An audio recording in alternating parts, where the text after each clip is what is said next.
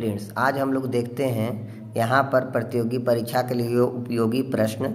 यहाँ मौर्य वंश और गुप्त वंश से कुछ हम लोग प्रश्न को लिए हैं। आज पहला क्वेश्चन हम लोग देख रहे हैं, वह शासक जिसने एक सच्चे जैन मुनि तरह की उपासना कर कर अपने शरीर को त्याग दिए थे। यहाँ पहला क्वेश्चन है चंद्रगुप्त मौर्य, इसका आंसर होगा। अब सेकंड क्वेश्चन देखते हैं, क्वेश्चन नंबर 2, मौर्य वंश के संस्थापक कौन थे, यानी नींव किसने रखे थे। यहाँ चंद्रगुप्त मौर्य किसे हराकर नंद वंश के शासक धनानंद को हराकर यहाँ मौर्य वंश का नींव रखे थे, और वो भी 322 ईसा पूर्व में यह नींव को रखे थे, BC बिफोर क्राइस्ट में रखे थे। आगे हम लोग देखते हैं, इसी प्रकार से अगला प्रश्न को हम लोग देख रहे हैं। तीसरा क्वेश्चन यहाँ पर देख रहे हैं, मेगास्थनीज किसके राजदूत के रूप में चंद्रगुप्त मौर्य के दरबार में आए थे। तो राजदूत थे सेल्यूकस के, आए थे चंद्रगुप्त मौर्य के दरबार में। यह कहाँ के थे, तो यूनान के थे। कहाँ के थे, यूनान के यह मेगास्थनीज थे। अब हम लोग क्वेश्चन नंबर 4 देखते हैं। यहाँ पर प्रथम जैन समिति के अध्यक्ष कौन और किसके साथ। जैन समिति के अध्यक्ष यहाँ थे स्थल नंद, और यहाँ पर उसका किसके शासनकाल में हुआ था, चंद्रगुप्त मौर्य के शासनकाल में हुआ था। अब देखते हैं अगला क्वेश्चन, 5वां नंबर क्वेश्चन। यहाँ पर 5वां नंबर क्वेश्चन हम लोग देख रहे हैं, चंद्रगुप्त विक्रमादित्य राज्यकाल से कितने तक चला, मतलब कितना से कितना तक राज किया था चंद्रगुप्त द्वितीय, जिसको विक्रमादित्य नाम था। यहाँ पर देखिए 375 से 414 ईस्वी तक ये इन्होंने राज किया था। यह गुप्त वंश से संबंधित है। आगे हम लोग अब नंबर 7, यहाँ क्वेश्चन नंबर 7 में देखते हैं, चंद्रगुप्त द्वितीय यानी विक्रमादित्य के शासनकाल में कौन सा राज मतलब चरम पर रहा। मतलब गुप्त वंश के दौरान चंद्रगुप्त द्वितीय अपना गुप्त वंश को चरम सीमा पर ले गए थे। अब आगे हम लोग देखते हैं, इसके बाद हम लोग देखते हैं क्वेश्चन नंबर 8। यहाँ पर देखिए चंद्रगुप्त द्वितीय किसका महान पुत्र था, यानी महान पुत्र किसका पुत्र था चंद्रगुप्त द्वितीय। तो यहाँ देखिए समुद्रगुप्त का पुत्र था। समुद्रगुप्त को भारत का नेपोलियन भी कहते हैं। अब आगे हम लोग देखते हैं अगला क्वेश्चन, यहाँ गुप्त समाज की स्थापना मतलब साम्राज्य की स्थापना किसने किए थे। तो गुप्त साम्राज्य ऐसे श्रीगुप्त देता है, लेकिन वास्तविक संस्थापक चंद्रगुप्त प्रथम थे। तो यहाँ पर अगर संस्थापक बोला जाए तो यहाँ पर होना चाहिए था श्रीगुप्त। अब आगे हम लोग देखते हैं क्वेश्चन नंबर 10, कौन सा मौर्य सम्राट जैन धर्म को ग्रहण करने श्रवण वेला चले गए। तो चंद्रगुप्त मौर्य चले गए थे श्रवण वेला में। अब अगला क्वेश्चन हम लोग देखते हैं, के शासन काल में प्रथम चीनी यात्री भारत आए, यानी चीनी यात्री जो फाहियान आए थे चंद्रगुप्त द्वितीय के शासनकाल में आए थे, विक्रमादित्य के शासनकाल में आए थे। 399 से 411 तक रहे थे ईस्वी तक। अब अगला हम लोग देखते हैं अगला क्वेश्चन, 12वां नंबर क्वेश्चन, किसके शासनकाल को गुप्त साम्राज्य का स्वर्ण काल कहा गया है। तो विक्रमादित्य के शासनकाल को कहा गया था स्वर्ण काल। स्वर्ण मतलब बहुत सारा प्रगति किए थे इस दौरान गुप्त वंश। अब आगे अगला 13वां नंबर क्वेश्चन देखते हैं, मौर्य वंश के दरबार में भेजा गया यूनानी राजदूत कौन था। तो यहाँ देखिए मेगास्थनीज, फिर से क्वेश्चन रिपीटेड है। अब अगला क्वेश्चन हम लोग देखते हैं, क्वेश्चन नंबर 14, चंद्रगुप्त मौर्य की पत्नी कौन थी। यहाँ पत्नी दुर्धरा थी। अब आगे देखते हैं, इससे और भी पत्नी थी, जैसे कार्नेलिया इनका पत्नी थी जो विवाह किया था सिकंदर के सेनापति सेल्यूकस की पुत्री से। अब आगे हम लोग देखते हैं क्वेश्चन नंबर 15, चंद्रगुप्त मौर्य के प्रसिद्ध गुरु चाणक्य किस विद्या केंद्र से संबंधित थे। तो यहाँ विद्या केंद्र का नाम है तक्षशिला विश्वविद्यालय। तो तक्षशिला विश्वविद्यालय कहाँ पड़ता है, तो पाकिस्तान में तक्षशिला विश्वविद्यालय है। यहाँ पर पाकिस्तान में तक्षशिला विश्वविद्यालय आपके लिए महत्वपूर्ण क्वेश्चन रहेगी।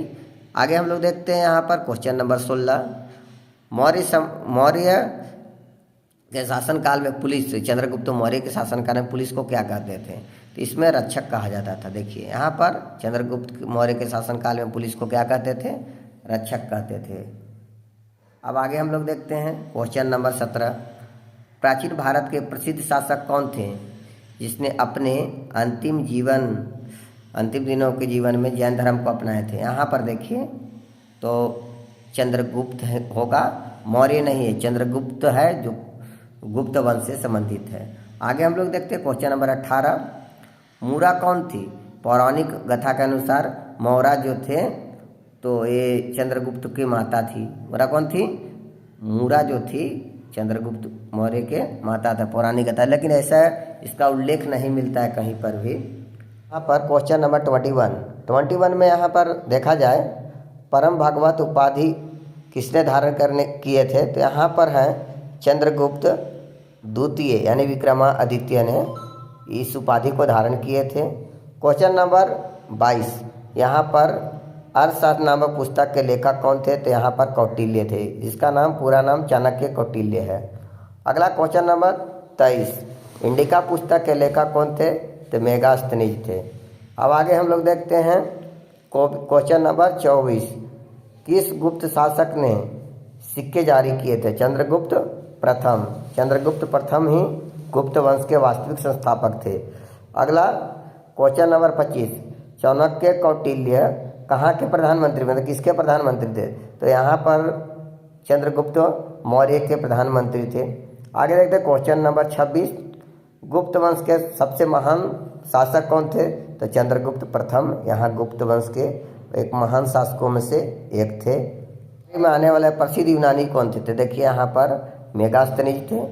क्वेश्चन नंबर 29 यहाँ पर चंद्रगुप्त मौर्य ने जैन धर्म की शिक्षा किससे लिए थे, तो भद्रबाहु से जैन धर्म की शिक्षा लिए थे।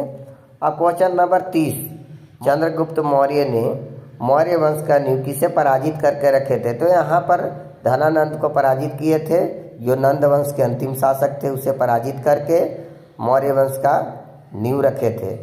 अब अगला क्वेश्चन हम लोग चलते हैं क्वेश्चन नंबर 31 चंद्रगुप्त शब्द का पहला उल्लेख किस अभिलेख में मिलता है, तो यहाँ पर रुद्र दमन और जूनागढ़ अभिलेख में इसका उल्लेख मिलता है चंद्रगुप्त का।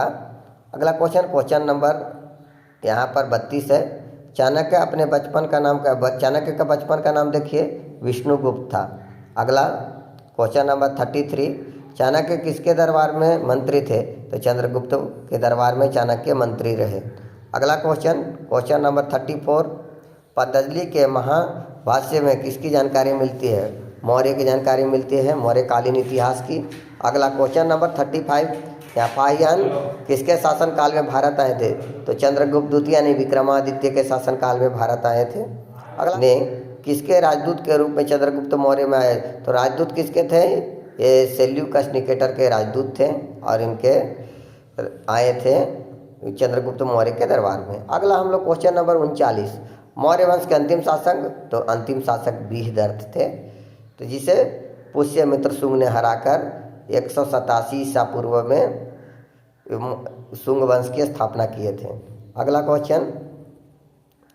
नेक्स्ट क्वेश्चन हम लोग देखते हैं मौर्य शासन में अधिकारी को क्या कहते थे, तो रजुक कहते थे। क्या कहते थे, रजुक। इस प्रकार से अगला 41 मौर्य साम्राज्य का तृतीय शासक कौन था, तृतीय शासक अशोक था, जो बिंदुसार के बाद शासक बना था, इसका पिता का नाम बिंदुसार था। अगला मौर्य साम्राज्य का पहला शासक कौन था, तो चंद्रगुप्त मौर्य थे पहला शासक। द्वितीय शासक बिंदुसार थे, कौन थे, बिंदुसार द्वितीय शासक थे। अगला क्वेश्चन हम लोग देखते हैं मौर्य काल में सीता से क्या तात्पर्य था, मतलब तो सीता का मतलब था राजकीय भूमि से कर प्राप्त, मतलब कर प्राप्ति का एक साधन था राजकीय भूमि से।